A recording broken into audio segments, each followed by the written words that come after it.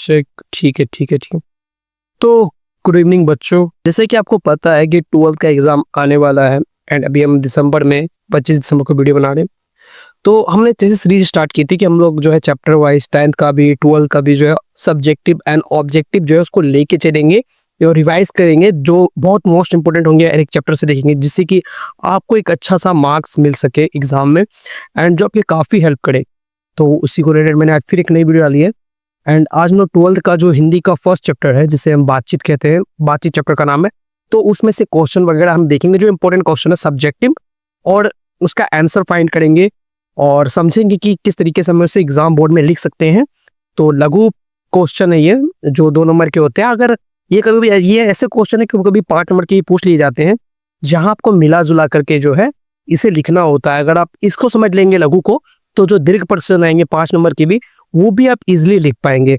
तो ज्यादा time waste नहीं करेंगे, सीधे वीडियो को स्टार्ट करते हैं। ठीक है, तो चलते हैं अपनी स्क्रीन पर। तो पहला क्वेश्चन हमारा आ चुका है, यहाँ पे लिखा हुआ है।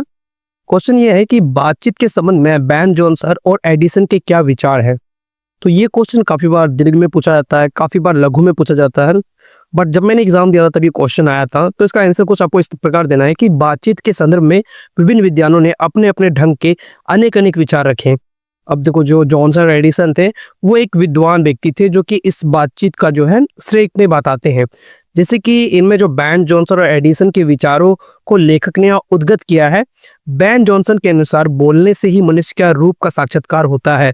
वास्तव में जब तक मनुष्य बोलता नहीं है, तब तक उसके गुण दोष प्रकट नहीं होता है। यानी कि देखो, सिंपल सा इमेजिन समझो, जब तक कोई आदमी आपसे बातचीत नहीं करेगा, आपको कुछ बोलेगा नहीं, तो आप उसे कैरेक्टर का पता कैसे लगा पाओगे। कुछ लोग होते हैं कि वो आपसे आप प्योरली अच्छे से बात करेंगे तो आप समझोगे कि हाँ भाई ये काफ़ी अच्छा आदमी है, बट वहीं कुछ लोग जो है आपको इस टाइप से बात करेंगे कि आपको लगेगा ये काफ़ी खराब, मतलब ये व्यक्ति है। तो वही समझाने की कोशिश किया है कि जैसे कि इन्होंने बताया है कि जब तक मनुष्य बोलता नहीं, तब तक उसका गुण दोष प्रकट नहीं होता है। दूसरे विद्वान एडिसन के अनुसार असल बातचीत केवल 2 व्यक्ति में हो सकती है। कहने का तात्पर्य यह है कि जब 2 आदमी होते हैं तभी अपना दिल एक दूसरे के सामने खोलते हैं। तीसरे व्यक्ति के उपस्थिति मात्र से बातचीत की धारा बदल जाती है। जब 4 आदमी हुए तो बेतकल्लुफी हो जाती, स्थान फॉर्मेलिटी ले लेती है, अर्थात बातचीत सारंभिक ना होकर मात्र रस्म अदाई भर जाती है। आपने अपने फ्रेंड जोन में देखा होगा, जब आप लोग 2 दोस्त मिलते हैं, 2 दोस्त बात करते हैं, तो वहां पे अपने ध्यान दिया होगा कि जब आप 2 दोस्त बात कर रहे हो तो काफी अच्छी अच्छी बातें करते हैं अपने अपने फ्यूचर के बारे में, अपने स्टडी के बारे में। बट वहीं जब तीसरा मित्र आता है तो आपकी कहीं ना कहीं बात बदल जाती है, आप कुछ अलग टॉपिक पे आते हैं। पर वहीं पे जब 4 आदमी आ जाते हैं, 4 दोस्त बैठ जाते हैं, तो आप लोग किसी भी अच्छी चीजों का बात नहीं कर रहे, तो कुछ ना कुछ बुरे ही बोल रहे होते हो। ऐसी चीज जो आपको कभी काम नहीं आ रही है, मतलब अनयूजुअल चीज बोलते हो, तो उसी चीज को यहाँ पे समझाया गया है। आगे बढ़ते हैं। हमारे सामने एक और काफी इंपॉर्टेंट क्वेश्चन आया कि अगर हम में वाक शक्ति ना होती तो क्या होता। वाक शक्ति क्या होता, पहले समझते हैं। वाक शक्ति यानी कि बोलने की कला, बोलने की शक्ति। हम में वाक शक्ति ना होती तो मनुष्य गूंगा होता, वो मुख बाधिर होता। देखो, अगर वाक शक्ति ना होगा तो सिंपल सी बात है कि कोई बोलेगा नहीं तो उसे गूंगा ही कहते हैं। जो लोग बोल नहीं पाते उसे गूंगा कहते हैं। एंड मुख बधिर होता है, यानी कि उसका मुंह बंद होगा, क्योंकि वो बोलेगा ही नहीं। वो क्या करेगा, ए करेगा। बॉडी स्विमिंग की बात नहीं, बट वो किस टाइप से बोलेगा। तो मनुष्य की सृष्टि की सबसे महत्वपूर्ण देन उसकी वाक शक्ति है। इसी वाक शक्ति के कारण वो समाज में वार्तालाप करता है, वो अपनी बातों का अभिव्यक्त करता है, और उसकी अभिव्यक्ति वाक शक्ति भाषा कहलाती है। अगर कोई आदमी गूंगा है, कोई समाज है, वहां पे वो कैसे अपने फैसले देगा। एक समाज होता है, काफी बड़े जो लोग होते हैं, आपने देखा होगा बातचीत करते हैं कि कभी किसी की शादी होती है तो आपने नोटिस किया होगा कि उसके यहाँ एक पंचायत बैठती है शादी वगैरह के लिए, तो सब अपना अपना मत देते हैं कि ये करना चाहिए, वो करना चाहिए। तो वो वही व्यक्ति कर सकता है ना, जो जिसके पास वाक शक्ति हो, जो बोल पाए। ऐसा आदमी जो गूंगा है, वो वहाँ क्या राय देगा। तो जो वाक शक्ति होती है उसकी बड़ी पावर यही होती है। आगे बढ़ते हैं। व्यक्ति समाज में इसलिए अन्य व्यक्ति के साथ वो पारस्परिक संबंध और कुछ जरूरतें होती हैं, जिसके कारण वो वार्तालाप करता है। ये ईश्वर द्वारा दी गई मनुष्य की अनमोल कृति है। इसी वाक शक्ति के कारण वो मनुष्य है। यदि हमसे इस वाक शक्ति का अभाव होता है तो मनुष्य जानवरों की भांति हो जाता है। वो अपनी क्रियाओं का अभिव्यक्ति नहीं कर पाता, जो हम सुख दुख इंद्र के कारण अनुभव करते हैं और अवाक रहने के कारण नहीं कर पाते। देखो, काफी बुरी चीजें बट बताना पड़ेगा। आखिर में कई सारे गूंगे लोग होते हैं, आप उनका मजाक भी उड़ा देते हैं, जो कि फैक्ट की बात है। ठीक है, आप हो, हम ऐसा नहीं कि हमने कहा कि आप ही उड़ाते हैं, हम भी कभी कभी उड़ा दिया करते हैं। काफी मेरे से फ्रेंड जोन में थे जो मैंने कभी मिला नहीं, बट मैंने ऊपर से कहा कि गूगल, मैं मजाक समझना उस टाइप का। तो यार, कहीं ना कहीं हम लोग देखते हैं कि हम उनके बारे में कभी सच अच्छा नहीं बोल पाते, कहीं ना कहीं हमारे पास गलती निकलता है। बट अगर उस व्यक्ति की वाक शक्ति होती तो हम लोग कभी भी उससे इस तरीके से कुछ बोल नहीं पाते कि जो उनको बुरा लगता। तो ये चीज बता रहा है कि जो वाक शक्ति होती है वो जो भगवान होती है उसकी काफ़ी बड़ी देन होती है। ठीक है, अगले क्वेश्चन पे आते हैं। आर्ट ऑफ कन्वर्सेशन क्या है? काफ़ी प्यारा क्वेश्चन है, काफ़ी बार पूछे जाने वाला क्वेश्चन है। आते देखते हैं। आर्ट ऑफ कन्वर्सेशन का अर्थ वार्तालाप की कला। वार्तालाप क्या? बोलने की कला, बातचीत करने की कला। आर्ट ऑफ कन्वर्सेशन के हुनर के बराबरी स्पीच और लेख दोनों नहीं कर पाते। यानी देखो, आर्ट, ये क्वेश्चन, यहाँ लाइन बड़ा ही गजब का है। आर्ट ऑफ कन्वर्सेशन के हुनर की बराबरी स्पीच और लेख दोनों नहीं कर पाते। स्पीच क्या होता है? हम लोग जब स्टेज पे चढ़ते हैं, वहाँ भाषण देते हैं, वो स्पीच होता है। आप किसी स्टेज पे, आप लोग नेता वगैरह को देखते होंगे, वो लोग जहाँ भी वोट वगैरह के लिए जाते हैं तो वहाँ पे कुछ बोलते हैं, उसकी बुराई करना, उसकी बुराई करना, या कुछ देश के बारे में बताना, तो वो स्पीच होता है। और लेख, लेख क्या, जैसे कि हमें छुट्टी वगैरह होता है, लेख बहुत टाइप के होते हैं। सिंपल सा लेख समझू तो अगर आपको सर से छुट्टी उट्टी मांगना है तो आप सर को लेख लगती है कि हाँ मुझे इतने दिनों की छुट्टी हो, तो उन बातों में प्यार नजर नहीं आता है। बट अगर आप देखो, अब मैं समझाता हूँ, आपने सर के पास गए कि सर मुझे छुट्टी चाहिए, तो सर को आप लेख के लिख दोगे कि सेवा प्रधान अध्यापक ये हो।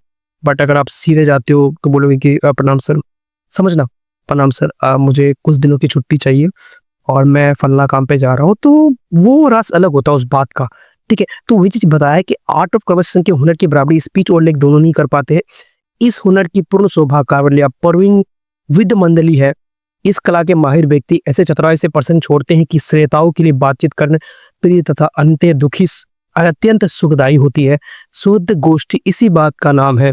शुद्ध गोष्ठी की विशेषता ये है कि वक्ता का वाक चातुर्य, अभिमान का कपट ही प्रकट नहीं हो पाता है तथा बातचीत की श्रेष्ठता बनी रहती है।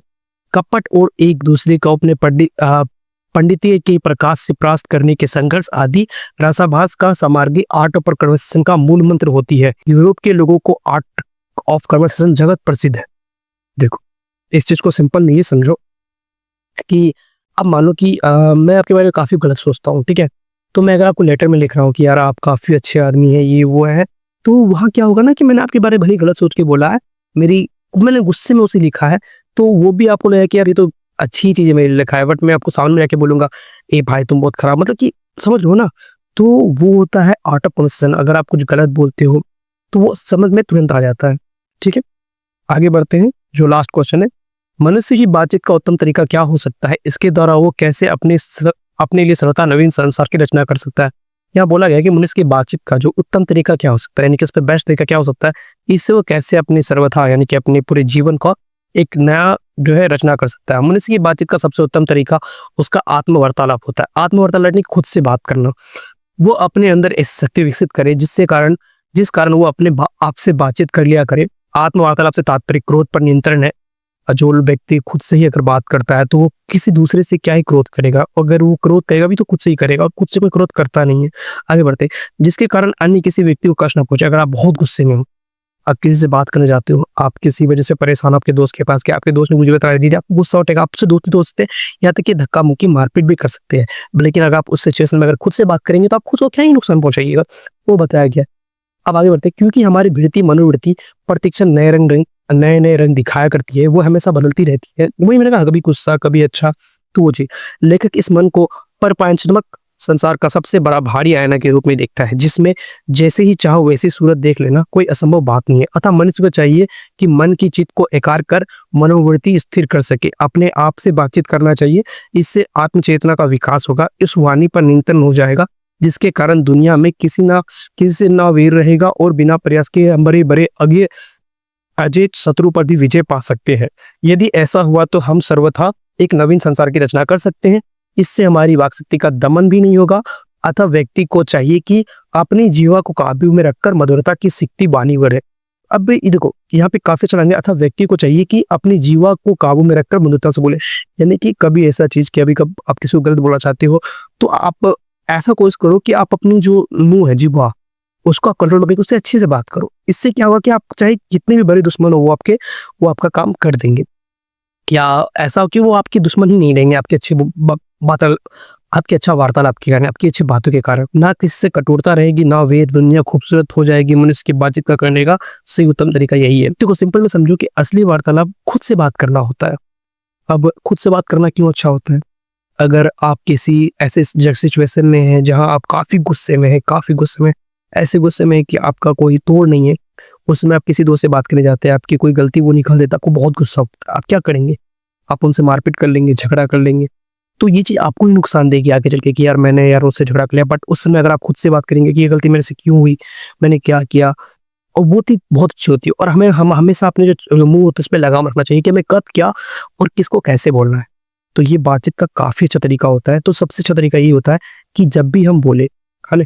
जब भी हम बातचीत करें तो बातचीत सबसे उत्तम जो तरीका होता है वो आत्म-वार्तालाप होता है। ये ऑब्जेक्टिव में भी आ सकता है। तो आज के लिए फिलहाल इतना ही।